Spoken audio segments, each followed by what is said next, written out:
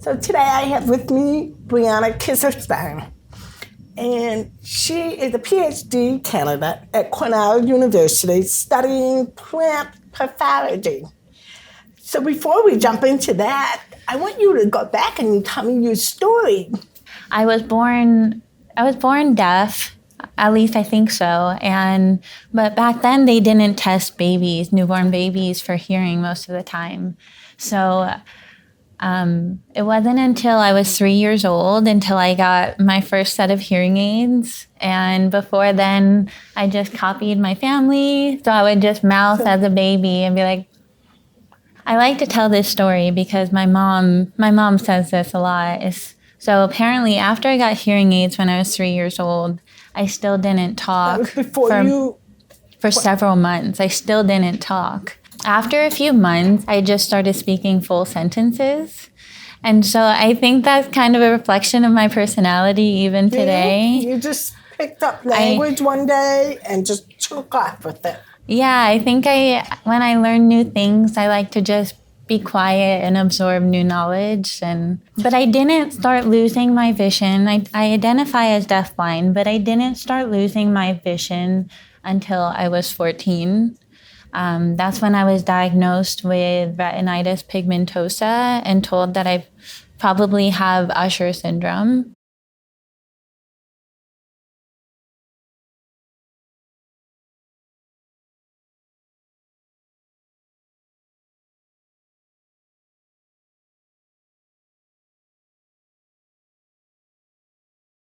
Did they determine that for sure, that you had Usher syndrome, or did they just suspect it because you were diagnosed with retinitis pigmentosa? Yeah, they just suspected it. It's very likely that I have Usher syndrome type 2.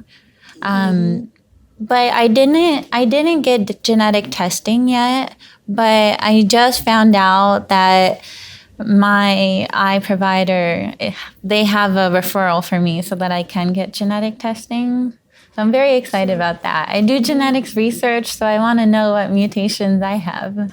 But when you got the diagnosis at 13, what did your mom and dad tell you when you were 13? What did Usher syndrome mean to you at 13? I was diagnosed when I was 14. 14? Yeah, Okay. and I went to a retina specialist, and they took all these photos of my retina. It was awful. There was a flash in my eye over and over again. Oh my gosh. That doctor told me about the retinitis pigmentosa and the diagnosis, and not much more after that. There was no... So nobody really went into any detail about what it meant to you, or what would happen, or what to expect? No, what happened was my mom went back to work, I went back home, and we both just spent the next few hours researching it online. And that's how you knew. You researched together. Well, I would imagine it was a difficult time for you. When I was first diagnosed, it really wasn't too difficult. I wasn't facing a lot of challenges yet or anything. And I had grown up with a hearing mind, and I was relying on my hearing, and that was working fine so far. It became more difficult when I stopped being able to do things. About a year and a half later, when I turned 16, I got my driver's permit. And two weeks after that, I had gone back for an annual follow-up, and I had lost so much vision that I was legally blind. So that's just 2 weeks after you got your license? Yeah. Well, my permit. Yeah. Did they tell you that you couldn't drive at that point? Yeah, my eye doctor told me she didn't want me to drive anymore. And how did that news? That was the first time it was hard. Yeah. Yeah, that was the first time that it was really hard. Before then, the diagnosis really impacted the people around me. They were like, oh my goodness, Brianna's going blind. What are we going to do? But I was like, I'm fine. I'm okay. But then once I had to give up, every teenager's dream of driving and being independent, that was the first big challenge. And how did you handle that challenge? Because that's pretty life-changing, that challenge, and realizing that a little bit of your independence has altered or changed? It was really difficult. I had to do a lot of grieving, but there was so much else going on. Around the same time as my diagnosis, my stepdad who raised me was diagnosed with ALS, Lou Gehrig's disease. And so it's kind of like a type of muscular dystrophy, in case some people don't know. Yeah. And watching his muscles deteriorate and having to help him more. That's tough. That was, ALS is a tough. yeah, so that was much harder than losing vision for myself. At the time, I wasn't using a cane or a guide dog or anything, and I was getting around okay. Whenever it was really dark, friends and cousins, they would just help me navigate, and that was enough. But around the time that I was told I was legally blind, I would say within about a year or so of that is when my maternal grandmother passed away from scleroderma. It's a rare autoimmune condition. Okay. A lot of people haven't heard of it, but it causes your skin to get really tight and things like that. But then also my dad who raised me passed away from ALS. And then after that, my maternal grandfather passed away. So this was all within the span of the 1 or so years around me. On top of dealing with the RP progression. On top of me losing vision and being told I can't drive. Really, there were so many other things to worry about. I think that's what made it more difficult. But also, I was doing so well in school. I had no trouble getting A's in my classes or doing all my work. And so my teachers... So your hearing loss in the classroom, you were able to manage with that, with the hearing that you had. Mm-hmm. So school, did you enjoy school? I did. I enjoyed it more in high school. So I really loved dance. And then I had to get foot surgery in 9th grade. Oh my gosh. And then when I got foot surgery, I was like, hey, so you had to give up dancing and... Yeah. I was like, hey, this homework stuff isn't too bad. And so that's when I became a total nerd. I decided... Just focused on your studies. Yeah. And in high school or in school, did you love math and science? I did. I loved math. I love doing math from the start. And so math was really easy to me. Science was super interesting. The first science class I really loved was in 7th grade. That was like my eyes were open to research and science and STEM, yeah. But science was harder for me. Biology was harder for me than math. So I enjoyed the challenge. And then when all of these different, rare diseases were impacting my family, solidified it. Experience with your family kind of led you down, the STEM path. So tell me about, how did you decide your major? And where did you go to college? Yeah, so I did my undergrad at RIT NTID. And I decided to do biotechnology and molecular bioscience because I was really interested in things like molecular genetics and all of the different technology that we were using at the time. Mm-hmm. And I was really interested in working on human diseases and things like that. So did you think you were going to go down a different path at that point than where you are now? I did. I really... How did you pivot?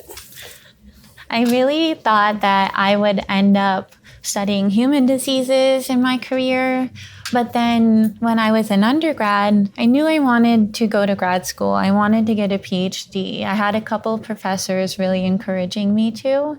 I needed research experience. In order to get into a PhD program, I needed more experience. So I started applying to summer internships. And I did a summer internship at Cornell, working for the same advisors that I work for now. You're studying plant pathology. Mm-hmm. What is fascinating about that to you?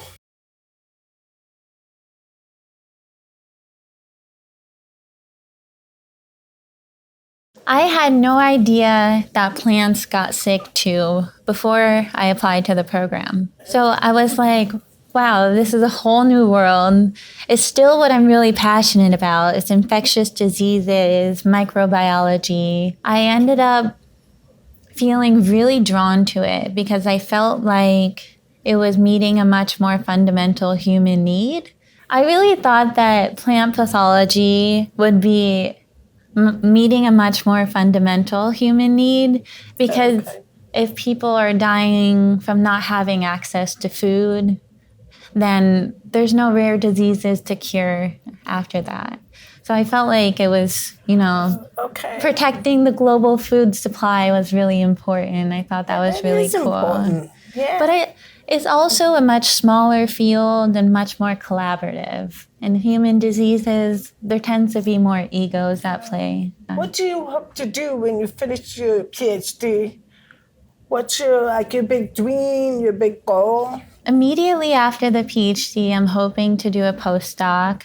And I'm hoping to do more computational biology, more coding and analyzing big data sets, things like that. As for a more long-term career goal, I'm trying to stay open-minded. But I'm very, very passionate about science communication, about education, not only for younger scientists, but even non-scientists. I think science is for everybody. Do you think you will go into teaching? I'm definitely not opposed to it. I taught a lot during my undergrad years at RIT, and I loved it. I loved teaching. Really? I was only able to teach for one semester at Cornell, but it was so much fun. Teaching a science class for non-scientists.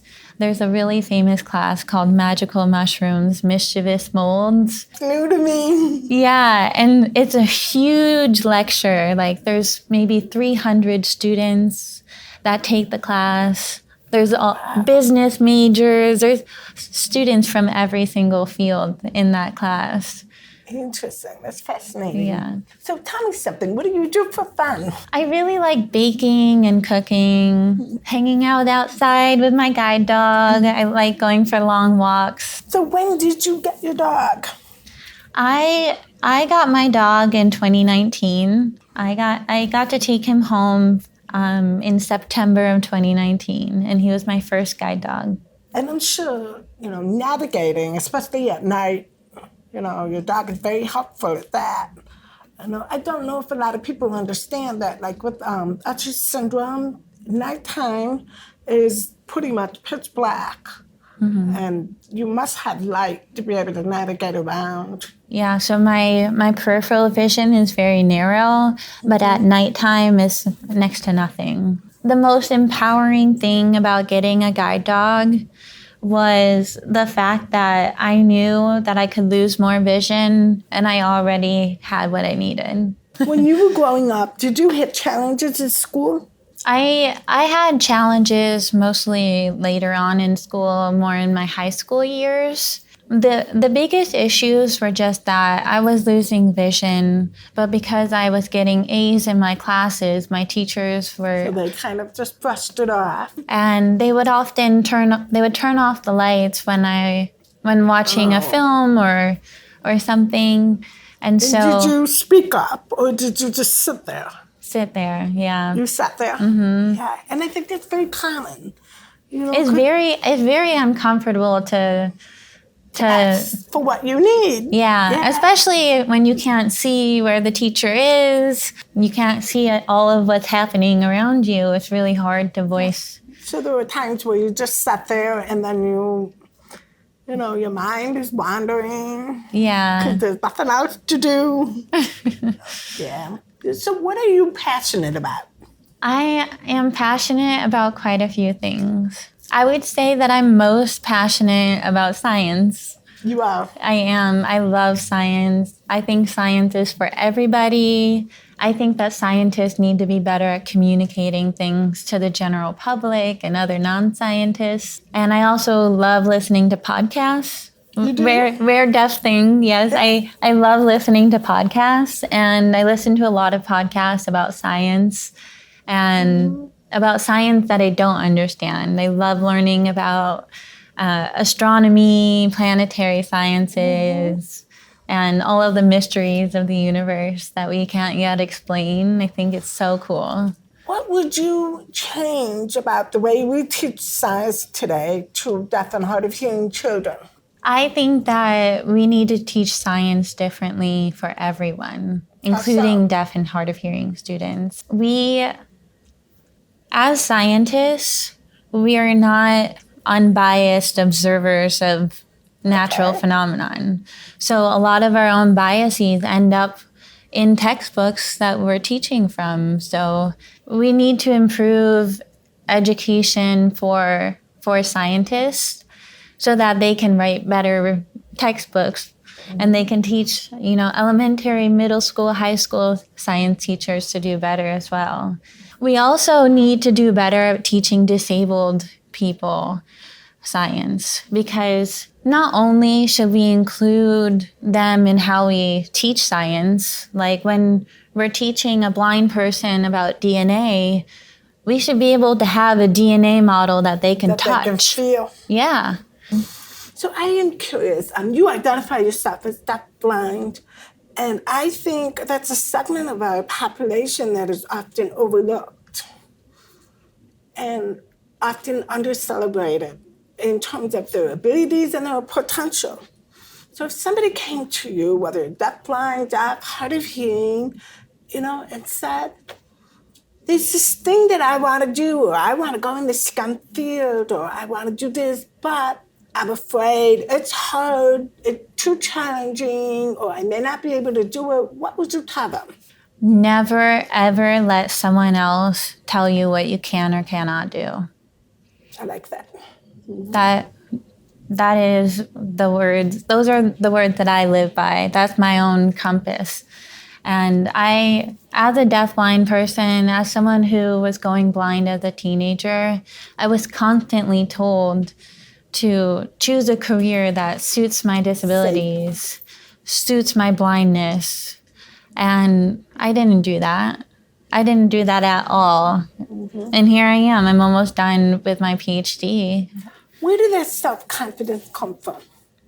When I was really young, I learned that self-confidence was a gift that you could only give yourself. It's a beautiful thing, absolutely beautiful thing. So what advice would you give somebody who is thinking about a career in the STEM field?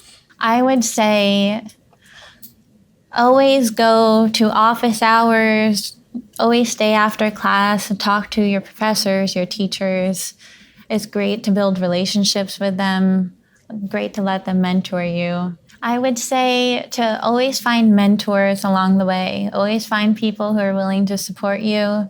I also think it's really important to look for more opportunities, to take a class in something that you don't really know that well, or to apply for summer internships. That's how I ended up where I am, by applying to a summer internship. Last but not least, if you are deafblind or any other type of disability or different underrepresented background, you're going to be a trailblazer. So you're bound to get a couple scratches, so make sure you take care of yourself. Self-care is very important. Wow, it was really fun talking with you. Thank you for coming today. Thank you for having me.